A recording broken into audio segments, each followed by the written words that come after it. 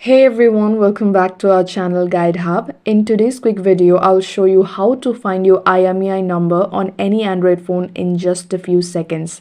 So let's get right into it. First, open the phone application and tap on the dialer application on your home screen. And tap on your keyboard.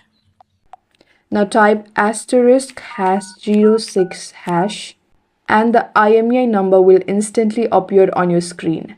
You can screenshot it or write it down for your records. On dual SIM phones, you will see two IMEI numbers. Another way can be through settings. Go to your phone settings.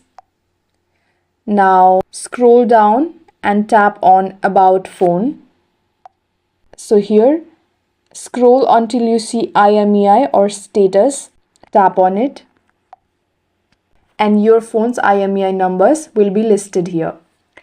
And yes, that's how you can easily find your IMEI number on any Android phone. Super handy when you're registering your device, checking warranty, or reporting a lost phone. If this video helped you, don't forget to like, subscribe, and tap the bell icon for more quick tech tips. Thanks for watching and see you in the next one.